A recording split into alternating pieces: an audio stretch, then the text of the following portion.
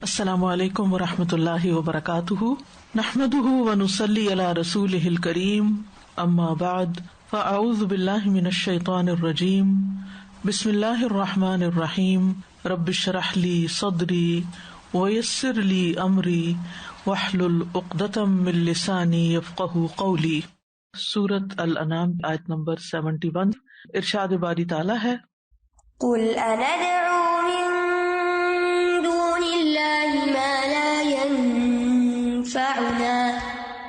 ما لا ينفعنا ولا يضرنا ونرد على أعقابنا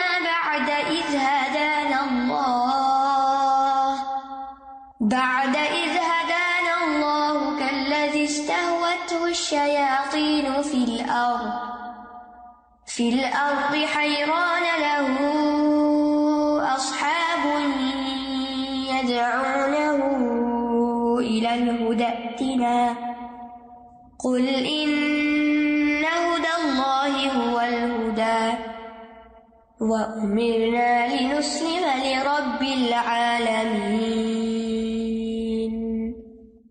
کہہ دیجئے کیا ہم اللہ کے سوا انہیں پکاریں جو نہ ہمیں نفع دے سکتے ہیں اور نہ نقصان، اور ہم اپنی ایڑیوں پر پھیر دیے جائیں اس کے بعد کہ اللہ نے ہمیں ہدایت دے دی ہے، اس شخص کی طرح جسے شیطانوں نے بہکا دیا، زمین میں حیران و پریشان ہے، جبکہ اس کے کچھ ساتھی اسے ہدایت کی طرف بلاتے ہیں کہ ہمارے پاس آ جاؤ۔ کہہ دیجئے بے شک اللہ کی ہدایت ہی اصل ہدایت ہے، اور ہم حکم دیے گئے ہیں کہ ہم رب العالمین کے لیے فرما بردار ہو جائیں۔ مفسر سدی کہتے ہیں کہ مشرکین نے مسلمانوں سے کہا تھا کہ ہمارے راستے کی پیروی کرو، محمد صلی اللہ علیہ وسلم کے دین کو چھوڑ دو، تو اللہ تعالیٰ نے اس کے جواب میں یہ آیت کریمہ نازل فرمائی کہ ہم اللہ کو چھوڑ کر تمہاری بات مان لیں اور ان ہستیوں کو پکارنا شروع کر دیں، ان سے دعائیں مانگیں جو کسی نفع نقصان کی مالک نہیں۔ تو قل کہہ دیجئے، یعنی اے رسول صلی اللہ علیہ وسلم، کن سے؟ شرک کرنے والوں سے، شرک کی طرف بلانے والوں کو جو اللہ کے ساتھ دوسروں کو معبود پکارتے ہیں، ان کو بتا دیجئے، اندعو من دون اللہ اصناما، کیا ہم اللہ کے سوا اور بتوں کو پکارے؟ ندعو کا لفظ دعا سے ہے۔ دعا دو طرح کی ہوتی ہے، دعاء العبادہ اور دعاء المسئلہ۔ ایک عبادت کے معنوں میں استعمال ہوتا ہے دعا کا لفظ، اور دوسرے پکارنے اور سوال کرنے، اللہ سے مانگنے کے لیے۔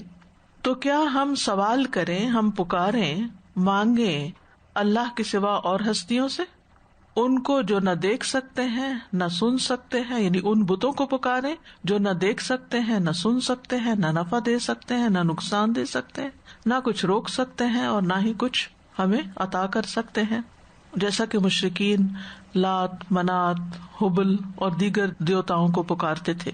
تو ہم تمہارے معبودوں، تمہارے بتوں کو پوجنے والے نہیں ہیں، نہ ان کی عبادت کرنے والے اور نہ ان کے آگے اپنی حاجتیں رکھنے والے ہیں۔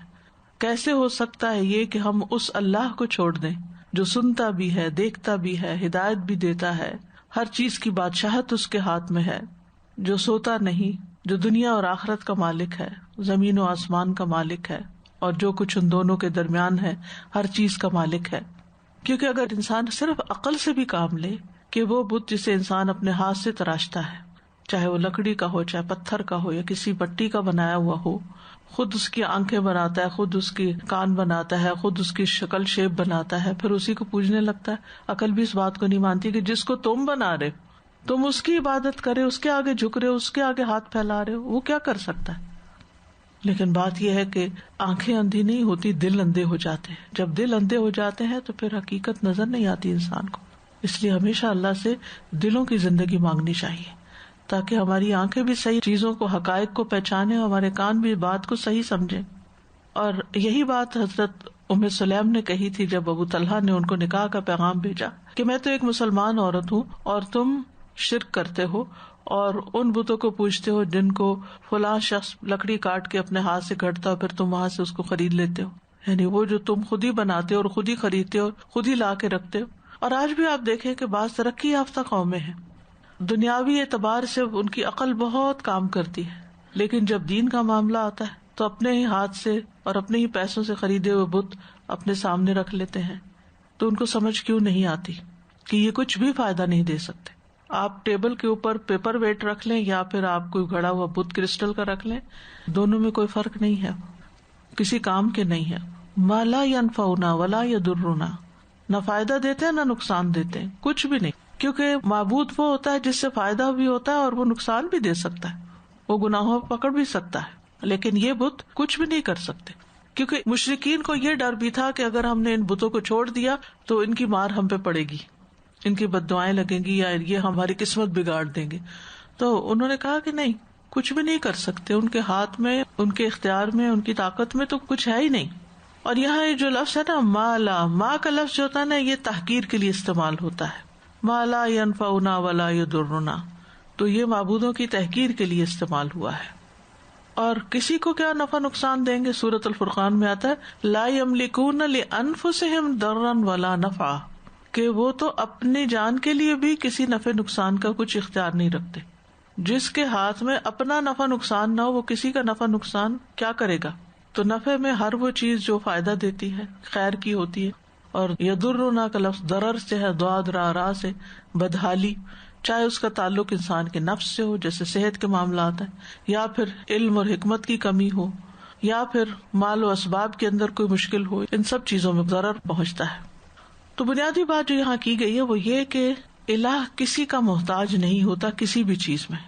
معبود اصل میں وہ ہستی ہوتی ہے جو دوسروں کو فائدہ دیتی ہے اور اس کو خود فائدہ نہیں چاہیے ہوتا، کوئی اس کو فائدہ نہیں پہنچاتا، وہ دوسروں کو زندگی دے، نہ کہ اس کی زندگی دوسروں کے ہاتھ میں ہو.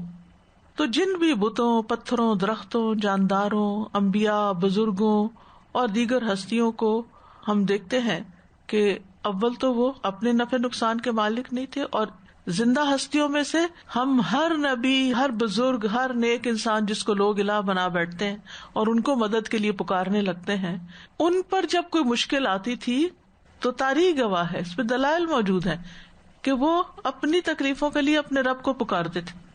اگر ان کے ہاتھ میں کوئی بھی اختیار ہوتا تو کم از کم وہ اپنی تکلیف تو دور کر لیتے، لیکن وہ تو اس کے لیے بھی اللہ کے محتاج تھے اور اللہ ہی کو پکارتے تھے. تو اگر یہ حقیقی معبود ہوتے تو پھر واقعی کچھ کرتے. لیکن ہم دیکھتے ہیں کہ وہ بت جو تھے وہ مسلمانوں کو کسی قسم کا کوئی نقصان نہ دے سکے، بلکہ اینڈ آف دا ڈے مسلمان کامیاب ہی ہوئے، کیونکہ ان مسلمانوں نے ان کی عبادت کرنا چھوڑ دی تھی. تو وہ جو ان کا وہم تھا کہ شاید ان کی وجہ سے پھر ہم پہ کوئی وبال نہ آ جائے، تو ایسا کچھ بھی نہیں ہوا. تو یاد رکھیے غیر اللہ کوئی بھی ہو، غیر اللہ کا مطلب کہ اللہ کے سوا کوئی بھی ہو، کوئی بھی، وہ کسی کے نفع نقصان کا مالک نہیں ہے. اس کو مالک سمجھنا بھی نہیں چاہیے، کیونکہ ایسا کرنا ظلم ہے. اور اگر کوئی ایسا کرتا ہے تو دراصل اپنی جان پہ ظلم کرتا ہے. ہاں، کسی واسطے یا انسان یا کسی چیز سے اگر آپ کو کوئی تکلیف پہنچتی ہے تو وہ اللہ کے اذن سے ہوتی ہے، وہ خود اس کے اختیار میں بھی نہیں ہوتا کہ وہ آپ کے لیے کچھ کرے. اگر کوئی انسان آپ کو فائدہ پہنچاتا ہے کسی مادی ذریعے سے، ظاہری اسباب کے تحت، کیونکہ اسباب کی دنیا تو اللہ نے بنائی، تو وہ بھی جب ہی فائدہ پہنچا سکتا ہے جب اللہ چاہتا ہے. ورنہ بعض اوقات ہمارے دل میں کتنی خواہش ہوتی ہے کسی کے لیے کچھ کرنے کے، ہم کر نہیں پاتے. اللہ کا اذن ہوتا ہے تو پھر ہی ہوتا ہے. تو یہ چیز انسان کو بے نیاز کر دیتی ہے اور دوسروں سے شکوے شکایت بھی ختم کر دیتی ہے کہ اس نے میرے لیے کچھ نہیں کیا، اس نے میرے لیے، اسے توفیق نہیں دی اللہ نے. اللہ کا اذن نہیں تھا کہ اس ذریعے سے آپ کو کوئی خیر پہنچے. ڈاکٹر اگر آپ کا علاج کرتا ہے تو ضروری نہیں کہ وہاں سے شفا ہو، شفا تو اللہ نے دینی ہے. اسی طرح کوئی بھی انسان ہو، جس کسی سے بھی ہم کسی خیر کی، کسی فائدے کی توقع لگا بیٹھتے ہیں، وہ بھی جب ہی فائدہ پہنچا سکتا ہے جب اللہ کا اذن ہوتا ہے. تو انسان کو اپنے توحید کو اور اپنے دین اور ایمان کو بار بار خالص کرتے رہنا چاہیے. اگر کوئی چیز فائدہ دیتی ہے یا نقصان دیتی ہے تو باذن اللہ، اور یہی سوچنا چاہیے کہ یہ اللہ ہی کی طرف سے ہے، اور اگر کوئی نقصان آیا ہے تو یہ میری تقدیر میں تھا، قدر ہے میری، اللہ ہی نے لکھا تھا، تو اللہ ہی اس کو دور کر سکتا ہے. پھر آیت میں ہے وَنُرَدُّ عَلَىٰ أَعْقَابِنَا بَعْدَ إِذْ هَدَانَا اللَّهُ، اور ہم تو اپنی ایڑیوں پہ الٹے پھیر دیے جائیں گے اس کے بعد کہ اللہ نے ہمیں ہدایت دی. یعنی تم ہمیں شرک کی دعوت دے رہے ہو، غیر اللہ کو پوجنے پکارنے کی دعوت دے رہے ہو، اگر ہم تمہاری بات مان لیں تو اس کا مطلب ہے کہ ہم اپنی ایڑیوں پر جدھر سے آئے تھے واپس ادھر ہی پلٹ گئے، یعنی گمراہی کی طرف ہی چلے گئے. یعنی انسان اپنے جو پنجے ہوتے ہیں ان کی ڈائریکشن میں آگے بڑھتا ہے، لیکن اگر ایڑیوں کے پیچھے پیچھے پیچھے جاتا ہے تو اس کا مطلب ہے وہ پیچھے چلا جاتا ہے.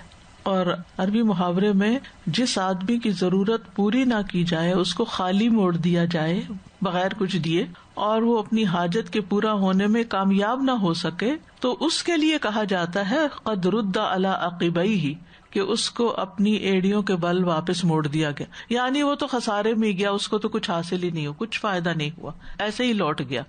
تو مطلب یہ ہے کہ اللہ تعالی کی طرف سے ہمیں جو ہدایت ملی ہے، اگر ہم آپ کی بات مان لیں تو پھر ہم تو گمراہی کی طرف واپس پلٹ جائیں گے، رشد اور ہدایت کا راستہ چھوڑ کر گمراہ ہو جائیں گے، نعمتوں بھری جنت کا راستہ چھوڑ کر واپس گمراہی کے گڑھے میں اور جہنم کے گڑھے میں جا گریں گے.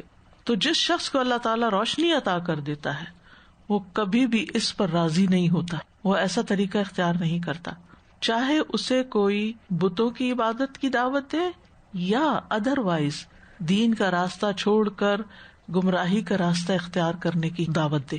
مثلاً ایک شخص قرآن مجید پڑھتا ہے، ہدایت حاصل کرتا ہے، پھر اس کے بعد اس کو کوئی ایسے دوست مل جاتے ہیں جو اس کو انفلوئنس کر دیتے ہیں یا اس کی سوچ بدلنے لگتے ہیں، یا اس کو کہتے ہیں دیکھو جو ہم کر رہے ہیں وہ کرو، یہ زیادہ فائدے کا ہے. اور اگر انسان وہ رستہ چھوڑ دیتا ہے تو اس کا مطلب ہے کہ وہ اپنی ایڑیوں پہ واپس پلٹ گیا، جہاں سے آیا تھا وہیں لوٹ گیا. تو شرک کا معاملہ ہو یا کوئی کبیرہ گناہوں کا ہو یا صغیرہ کا ہو یا بھٹکنے کا ہو، جب اللہ روشنی دے دے تو پھر صراط مستقیم پر استقامت اختیار کرنی چاہیے، نہ کہ لوگوں کی باتوں میں آ کے یا کسی کی دعوت قبول کر کے انسان گمراہی کے رستے کی طرف نکل جائے.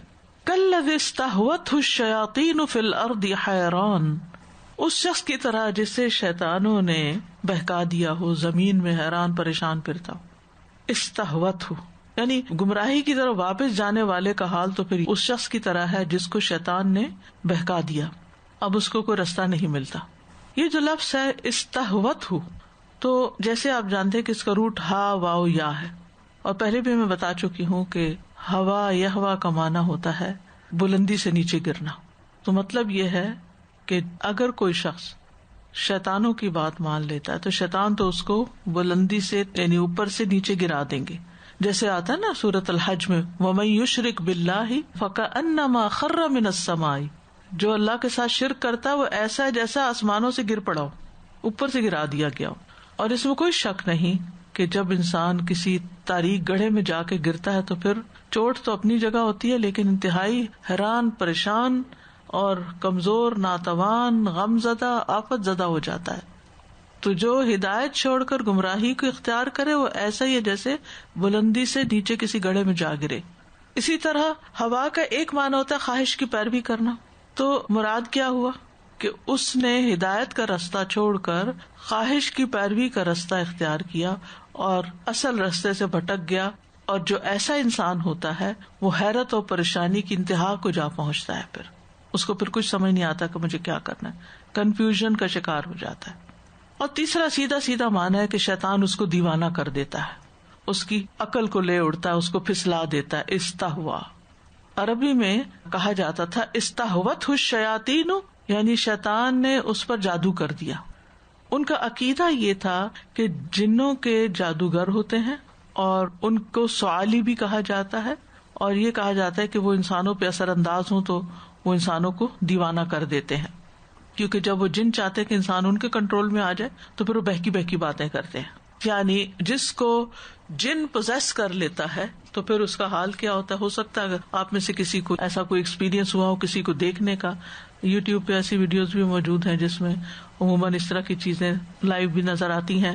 تو جب جن کسی کو پوزیس کرتا ہے تو پھر انسان نہیں بول رہا ہوتا، وہ جن بول رہا ہوتا ہے، اور وہ بہکی بہکی باتیں بھی کرتا ہے. یعنی آپ اس سے کوئی بات کریں گے، کبھی وہ ہنسے گا، کبھی کچھ کرے گا، کبھی وہ آگے سے ڈٹائی کی باتیں کرے گا. تو یہ ہے اس فعل کا مطلب استہوت الشیاطین، یعنی شیطانوں نے اس کو اپنی گرفت میں لے لیا، اس کے اوپر حاوی ہو گئے اور اس کو بہکا دیا. اور وہ زمین میں حیران ہے.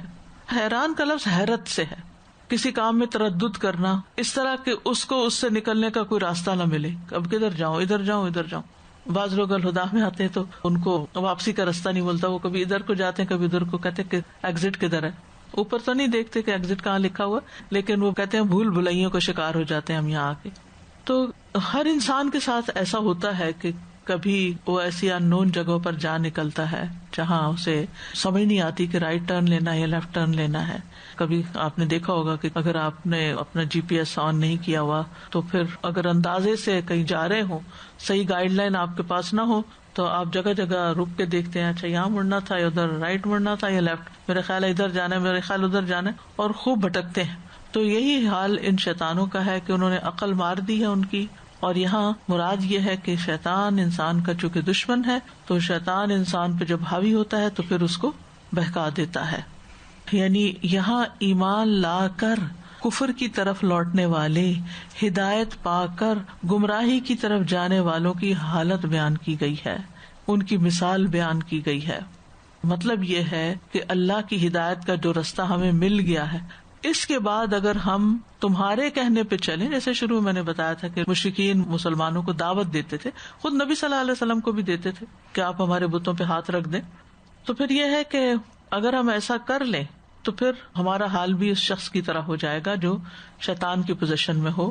اور وہ لوگ جو ایمان لا کے مرتد ہو جاتے ہیں ان کا بھی دماغ پلٹ جاتا ہے، الٹ جاتا ہے، اور ایک جنون سا ان کے اوپر آ جاتا ہے، اور بعض اوقات بہت اگریسو ہو جاتے ہیں، ان کے پاس دلیل کوئی نہیں ہوتی، صرف ایک غیظ و غضب ہی ہوتا ہے. تو صاف پتہ چلتا ہے کہ شیطان ان کے اوپر مسلط ہے، عقل سے کام نہیں لے رہے.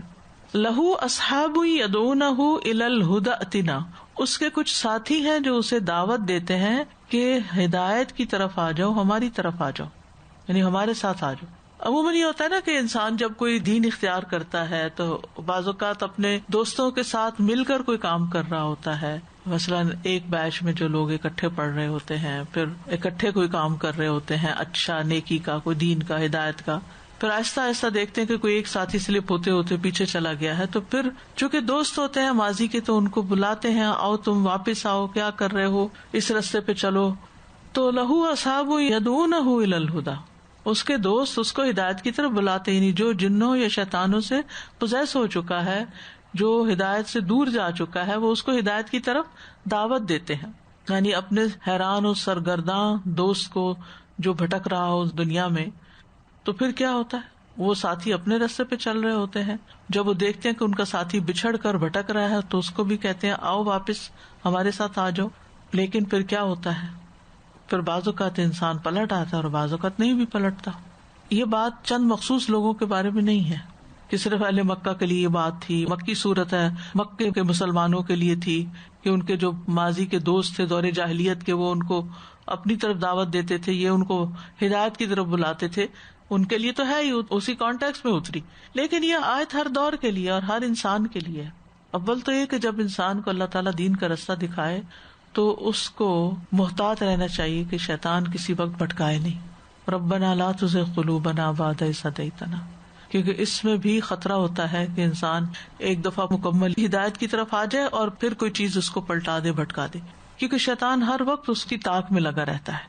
سنن نسائی کی ایک روایت ہے، رسول اللہ صلی اللہ علیہ وسلم نے فرمایا، بے شک آدم کے بیٹے کو گمراہ کرنے کے لیے شیطان اس کے مختلف راستوں میں گھات لگا کر بیٹھ گیا. پس وہ اس کے اسلام کے راستے پر بیٹھ کر مسلمان ہونے والے کو کہتا ہے، تم اسلام قبول کر رہے ہو اور اپنے باپ دادا کے دین کو چھوڑ رہے ہو. لیکن یہ شخص ابن آدم اس کی بات نہیں مانتا اور اسلام قبول کر لیتا ہے. پھر وہ اس کی ہجرت کے راستے پہ بیٹھ جاتا ہے اور کہتا ہے اب تم ہجرت بھی کرو گے، اپنے زمین و آسمان یعنی اپنے علاقے کو چھوڑ دو گے. اور بے شک مہاجر کی مثال تو اس گھوڑے کی طرح ہے جس کی رسی بندھی ہو، لیکن وہ اس کی نافرمانی کرتا ہے اور ہجرت کر جاتا ہے. یعنی مطلب یہ ہے کہ تم جا رہے ہو لیکن تمہاری اٹیچمنٹ تو پیچھے سے ہی ہے، تو تمہارا کوئی فیوچر نہیں. جو گھوڑا رسی سے بندھا ہوا ہو بھاگ نہیں سکتا نا، کچھ کر نہیں سکتا. پھر اس کے جہاد کے راستے پہ بیٹھ جاتا ہے اور کہتا ہے کیا تو جہاد کرنے جا رہا ہے؟ دیکھ لو یہ تو نفس اور مال کے بارے میں مشقت میں پڑنا ہے. جب تم لڑو گے اور تمہیں قتل کر دیا جائے گا تو تیری بیوی سے کوئی اور نکاح کر لے گا اور تیرا مال وارثوں میں تقسیم کر دیا جائے گا. لیکن وہ شیطان کی بات نہیں مانتا اور جہاد کے لیے نکل جاتا ہے.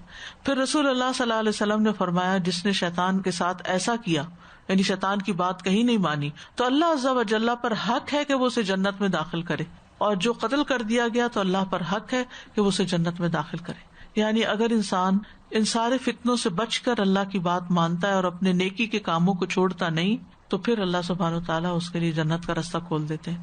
یہ تو خیر ایک آئیڈیل سچویشن ہے کہ کوئی شخص یہ سارے کام کرے، لیکن ہم دیکھتے ہیں کہ اپنی روزمرہ زندگی میں ہم بعض اوقات ایک نیکی شروع کرتے ہیں، پھر بیچوں کو ہرڈل آتی ہے، کوئی ہمیں کسی اور طرف لگا دیتا ہے، پھر اس کام کے اوپر ہمارا شک آ جاتا ہے، بے یقینی آ جاتی ہے، پھر وہ رستہ چھوڑ کے کوئی اور رستہ اختیار کر لیتے ہیں. کبھی دنیا کا لالچ ہوتا ہے، کبھی کوئی اور چیز آڑے آ جاتی ہے. تو ایسے موقعوں پر بھی جو پھسلنے والی جگہ ہیں ان سے بچ کے رہنا چاہیے کہ انسان دین کی طرف آئے اور دین کی خدمت کی طرف آئے اور پھر اپنا رستہ بدل لے.